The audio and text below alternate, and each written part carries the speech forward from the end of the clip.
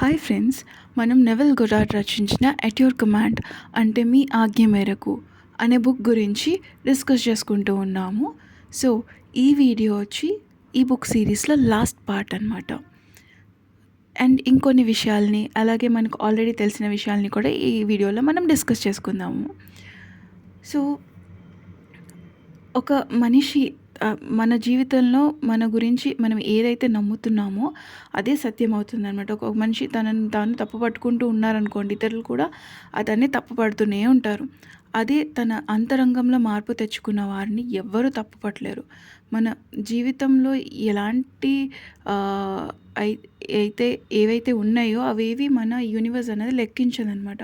మనం ధనవంతులమా లేకపోతే బీదవాళ్ళమా అన్నది ఏది విచారించదది. కానీ మనం మన గురించి ఏమైతే నమ్ముతున్నామో అది మాత్రం మనకి ప్రతిఫలంగా లభిస్తూ ఉంటుందన్నమాట. సో మన మన గురించి మనం ఎలా అయితే భావిస్తున్నామో నమ్ముతున్నామో అదే సత్యం అవుతుంది అన్నది మనం గుర్తుపెట్టుకోవాలి. ఒకవేళ మన మనసు ధనవంతునిగా భావిస్తే మన జీవితంలో సంపద అన్నది క్రియేట్ అవుతూ ఉంటుందన్నమాట. అదే మనం తక్కువ స్థాయిలో ఉన్నామనుకుంటే మన చుట్టూ అవే పరిస్థితులు ఏర్పడుతూ ఉంటాయి ఎప్పటికప్పుడు. అండ్ మన కోరికలు ఏవైతే ఉన్నాయో అవి మన ఇప్పుడు ఉన్న ప్రస్తుత పరిస్థితి నుంచి అవి పుట్టుకొచ్చినాయి. అవేదో మనం సో వాటి ఒక విధంగా చెప్పాలంటే ఇప్పుడు ఆకలేసిందనుకోండి, అన్నం ఏదో ఒకటి తినాలి అని అనిపిస్తూ ఉంటుంది కదా! అది ఎంత సహజమో ఇది కూడా ఈ కోరికలు అన్నవి కూడా అంతే సహజంగా వచ్చినవన్నమాట. సో మన ఇన్నర్ స్టేట్ ఏదైతే ఉందో అది మన కోరికలు మనం ఏదైతే కోరుకుంటున్నామో మన డిజైర్స్ ఏవైతే ఉన్నాయో వాటిని షేప్ చేస్తూ ఉంటుంది. సో మనము ఇప్పటి నుంచి మన యొక్క అంతర్గత స్థితి ఏదైతే ఉందో దాన్ని ప్రతిదీ మన అంతర్గత స్థితి ప్రతిబింబిస్తూ ఉంటుందన్నదైతే మనకి అవగాహన ఉంది కదా. సో మనము ఈ కోరికల్ని స్వీకరించడానికి భయపడొద్దు. నాకు ఇవి సరిపోవేమో, నాకు అర్హత లేదేమో అని ఆ తత్వం నుంచి బయటకొచ్చేసి మీలోని ప్రతి కోరిక మీకు మీరు స్వీకరించడానికి సిద్ధంగా ఉండండి. అది మీ హక్కు అన్నది మీరు భావించండి. ఒక ఆకలి అన్న భావన వచ్చినప్పుడు ఫుడ్ ఇది తినాలి, అది తినాలి అనే కోరిక ఎలా అయితే వస్తుందో మనకి ఇప్పుడున్న ప్రస్తుత స్థితిని బట్టి మనం ఏదైతే కోరుకుంటున్నామో అవి మనకి ఆ కోరికలుగా వచ్చినాయి. సో అవి చాలా సహజ సిద్ధమైనవి. వాటిని అంగీకరించడానికి, స్వీకరించడానికి, మీ లైఫ్లో మేనిఫెస్ట్ చేసుకోవడానికి సర్వసిద్ధంగా ఉండండి. అవి మీ హక్కు కింద భావించండి. అవేమీ పెద్ద తప్పు కాదు. కోరికలు వచ్చినాయి అని సంథింగ్ ఏదో కోరుకున్నారంటే అది ఏమి తప్పు కాదు. You deserve it. మీకు ఆ హక్కు ఉంది, అది పొందే హక్కు ఉంది అన్నది మీరు పూర్తిగా విశ్వసించాలన్నమాట. అండ్ మన విశ్వాసం అనేది ఒక పునాది రాయి అన్నమాట క్రియేషన్కి. ఏదైతే మన ప్రపంచంలో మనకి సాకారం ఏదైతే చేసుకోవాలనుకుంటున్నామో ప్రతిదానికి మన విశ్వాసం అన్నది ఒక పునాది రాయి కింద భావించవచ్చు అన్నమాట. ఒక విధంగా చెప్పాలంటే ఈ ప్రపంచం అంతా కూడా ఆ విశ్వాసంతో, ఆ నమ్మకంతోనే ఏర్పడింది. ఒకవేళ మనము ఏదైతే లేదో, ప్రస్తుతానికి ఏదైతే లేదో దాని మీద ఫుల్ కాన్ఫిడెన్స్గా ఉంది, ఇప్పుడు ఇది సత్యంగా భావిస్తే కనుక అది మన భౌతిక రూపంలో ప్రదర్శితమవుతుంది, లేదంటే క్రియేట్ అవుతుందన్నమాట. కానీ మీరు అపనమ్మకంతో ఉంటే కనుక అది ఎప్పటికీ సాకారం కాదు. మీరు నమ్మాలి దాన్ని. ఆ ఫెయిత్, ఆ విశ్వాసము, ఆ ఆలోచనలు, ఆ నమ్మకము, విశ్వాసం కలిగినప్పుడు అది మనకు భౌతికంగా కూడా రూపుదిద్దుకొని మన ముందుకు వచ్చి నిలబడుతుంది. అండ్ ఎప్పుడు కూడా ఎలా మనం ఎక్కడ మోస్ట్ ఆఫ్ ద టైమ్స్ మనం ఎక్కడ ఫెయిల్ అయిపోతూ ఉంటామంటే మన ఏదైతే డిజైర్స్ ఉన్నాయో వాటిని రీచ్ కాకుండా ఎప్పుడు మనకి కాన్స్టెంట్గా ఇది ఎలా అవుతుంది, ఇది ఎలా అవుతుంది, ఇది ఎలా అవుతుంది అని దాని మీదే ఉంటుంది. ఇలా అయితే బాగుంటుందేమో, అలా అయితే బాగుంటుందేమో, ఇలా జరుగుతుంది ఏంటి, ఇది అసలు అవుతుంది ఏంటి, ఈ హౌ, ఎలా అన్న ఇది ఉంది చూడండి, అది మొత్తం సర్వనాశనం చేసి పెట్టేస్తుంది అనమాట. ఈ డౌట్స్ని ఇంకా ఇంకా మనం యాక్సెప్ట్ చేయకుండా చేసేస్తుంది. ఇది మనకు సాధ్యపడుతుంది అన్నది యాక్సెప్టెన్స్ నుంచి దూరంగా తోసేస్తుంది అనమాట. సో మనిషి తన కోరికలు ఏవైతే ఉన్నాయో అవి నిజంగా నమ్మితే వాటి సాధనతోనే అవి జరిగిపోతాయి అన్నమాట. కానీ ఎప్పటికీ అసలు ఇది ఎలా జరుగుతుంది అన్న ప్రశ్న ఉందనుకోండి, అది ఎప్పుడు చూసినా ముప్పతిప్పలు పెడుతూనే ఉంటుంది. అండ్ మన కోరికలు అన్నవి ఆ కోరికల కింద మిగిలిపోతూ ఉంటాయి. దీనికి కూడా నమ్మకం. జస్ట్ బిలీవ్ అంతే. నమ్మకం అనేది ఒక మట్టిలో ఒక కోరికలన్నవి విత్తనాలుగా వేసి, ఒక విశ్వాసంతో అవి వాటిని ఎదగనివ్వండి అంతే. ఇంకా ఇది ఎలా వస్తుంది అన్న దాని మీద ఆలోచన కూడా పెట్టొద్దు. జస్ట్ ఏ విధంగా అయితే ఏ విధంగా వస్తుంది అన్న దాని మీద దృష్టి పెట్టకుండా ఇది అవుతుంది అన్న దాని మీద మాత్రమే పూర్తి విశ్వాసంతో మనం ఉండాలి. జస్ట్ బిలీవ్ చేయండి అంతే.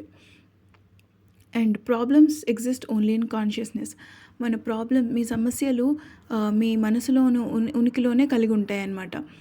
మనం వాటిని వాస్తవంగా భావించినంత కాలం అవి అలాగే కొనసాగుతూనే ఉంటాయి. ఇప్పుడు మీరు దేని మీద అయితే ఫోకస్ పెడుతున్నారో అది అలాగే వెళ్ళిపోతూ ఉంటుందని చెప్పుకున్నాం కదా. మన ఫోకస్ ఒకవేళ లిమిటేషన్స్ మీద ఉందనుకోండి, మన పవర్ని అన్నిటిని అది అనగదొక్కేసి ఏదైతే మన లిమిటేషన్స్లో ఉందో అది పెరిగిపోతూ ఉంటుందన్నమాట. అయితే మనం వాటిని పట్టించుకోకుండా మన లిమిటేషన్స్ ఏవైతే ఉన్నాయో, మన చిన్న చిన్న అవాస్తవం కానీ, భయాలు కానీ, డౌట్స్ కానీ ఎలాంటివైనా ఉన్నాయనుకోండి, వాటిని పట్టించుకోకుండా మనం ఏదైతే లక్ష్యం పెట్టుకున్నామో ఆ లక్ష్యం పైనే దృష్టి పెట్టినప్పుడు అవి సహజంగానే పరిష్కారం అయిపోతాయి అన్నమాట. మనం ఎప్పుడూ కూడా మన ఫోకస్ అన్నది లైట్ సొల్యూషన్స్ వైపే ఉండాలి. ఇన్స్టెడ్ ఆఫ్ లయన్స్ ప్రాబ్లమ్స్ వైపు కాకుండా సొల్యూషన్స్ వైపు మాత్రమే ఉండాలి. డార్క్నెస్లో ఉండకూడదు.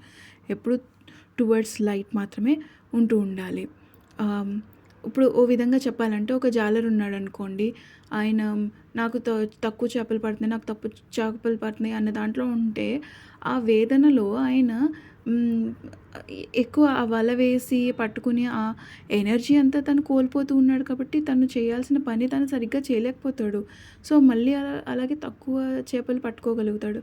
అలా కాకుండా నాకు కావాల్సినన్ని చేపలు నాకు దొరుకుతున్నాయి అని తను విశ్వసించగలిగితే ఏంటంటే గుడ్ ఎనర్జీలో ఉంటాడు, గుడ్ అలైన్మెంట్లో ఉంటాడు. అండ్ దానికి తగ్గ తన ఎనర్జీ అంతా కూడా ఒక వరిలోనో, బాధలోనో, ఒక దుఃఖంలోనో పోగొట్టేసుకోకుండా తన పని ఏదైతే ఉందో, ఏం చేస్తే ఎక్కువ చేపలు పడతాయో దాని మీద దృష్టి పెడతాడు.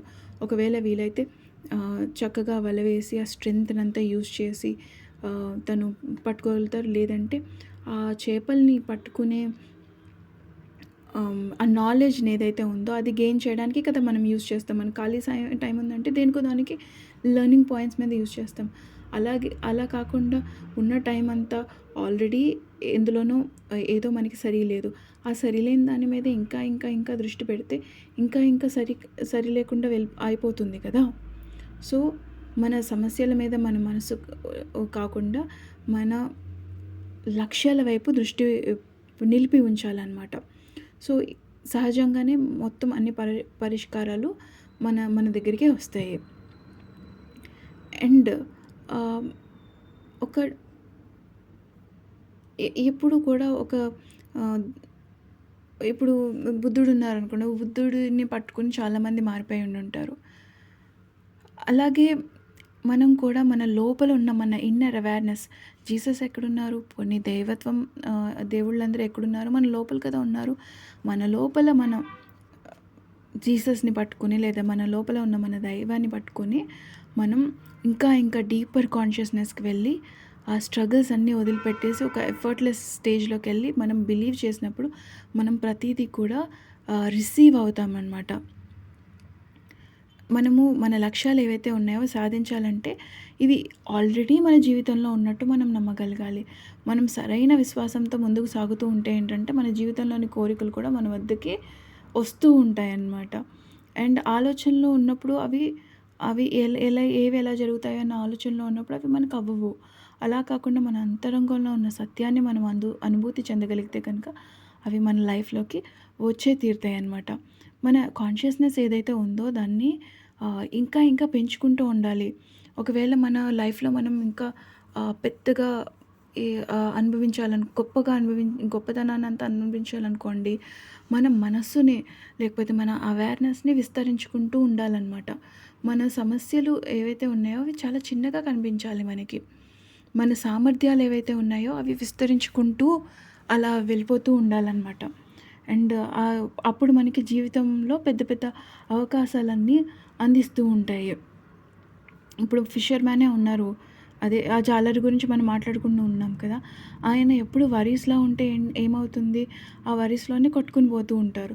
అలా కాకుండా తన నెట్ ఏదైతే ఉందో అది ఇంకా డీప్ వాటర్‌లోకి అంటే ఇంకా లోపలికి వెళ్ళి ఆయన వేస్తే అక్కడ ఇంకా మంచి చేపలుంటాయి కదా! అక్కడ ఆహ్, ఎక్కువ చేపలు లేకపోతే ఇంకా మంచి మంచి చేపలన్నీ ఉంటాయి కదా!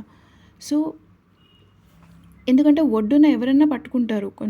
ఆ లోపలికి వెళ్ళగలిగే ఆ స్కిల్‌ని అతను డెవలప్ చేసుకుంటే, ఆ స్టాండర్డ్ స్టెబిలిటీని అతను తెచ్చుకోగలిగితే, అతను లోపలంతా సముద్రం లోపలకు బోలెడన్ని ఉంటాయి.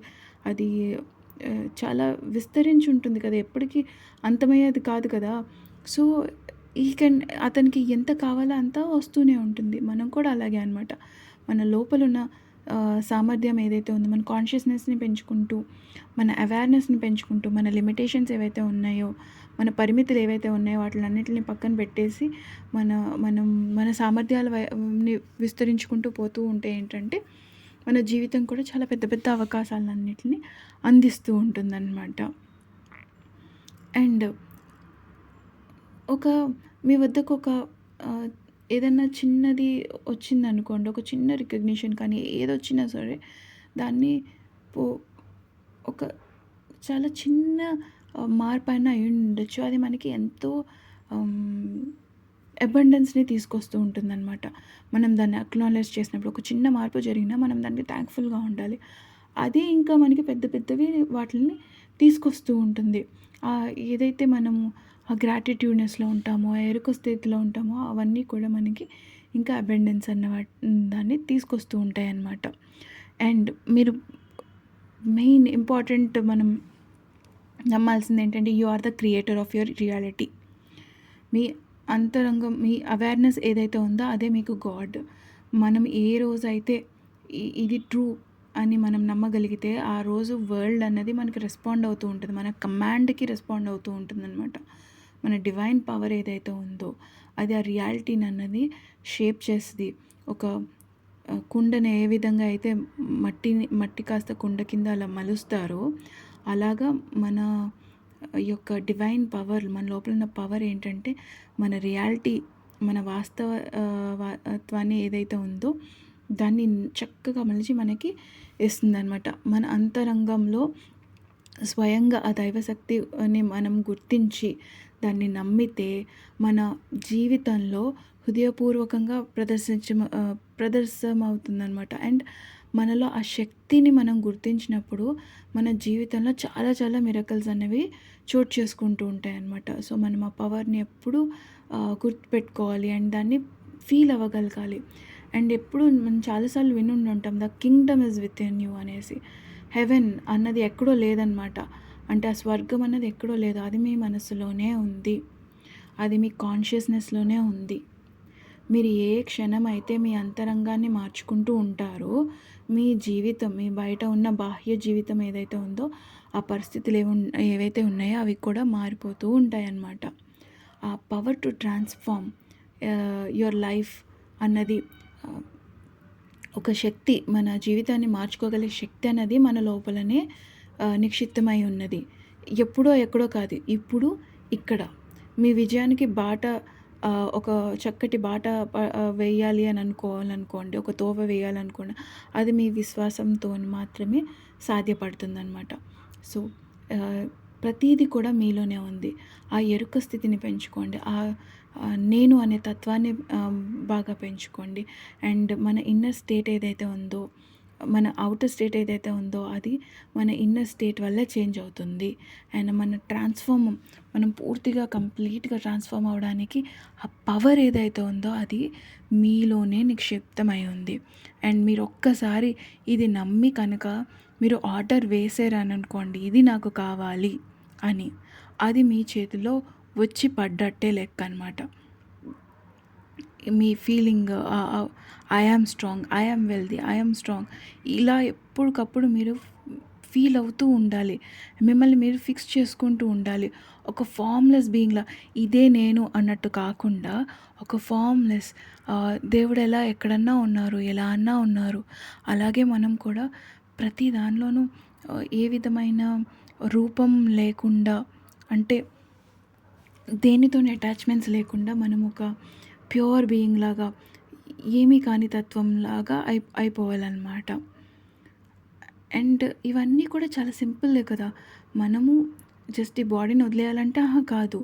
జస్ట్ మనము మన యొక్క ఓల్డ్ బిలీఫ్స్ ఏవైతే ఉన్నాయో వాటిల్ని పక్కన పెట్టేసి, వాటిల మీద అసలు దృష్టి కూడా పెట్టకుండా, మనకి ఏది కావాలో దాని మీదే దృష్టి పెడుతూ, అండ్ ప్రతీదీ ఇది సాధ్యమవుతుంది అన్నది మనం నమ్ముతూ, విశ్వసిస్తూ, మనం ఎప్పుడూ కాన్షియస్ స్టేట్‌లో ఉంటూ, అండ్ ఆ గాడ్ అనేవాళ్ళు ఎవరో బయట లేరు, నా లోపలే ఉంది ఈ శక్తి అనేది మనం నమ్ముతూ, మనం ఏదైతే మనం ఎప్పుడు మన ఫోకస్ అంతా కూడా మనకు కావాల్సిన దాని మీదే మనం దృష్టి పెడుతూ, అండ్ ఇది ఎలా జరుగుతుంది అన్నది కాకుండా ప్రతీదీ సాధ్యమే అన్నదాన్ని మనం విశ్వసిస్తూ, ఏదైతే మనం డిక్రీ చేస్తామో, ఏదైతే మనము ఆజ్ఞాపిస్తామో అది తప్పక మన ముందు ప్రత్యక్షం అవ్వాల్సిందే.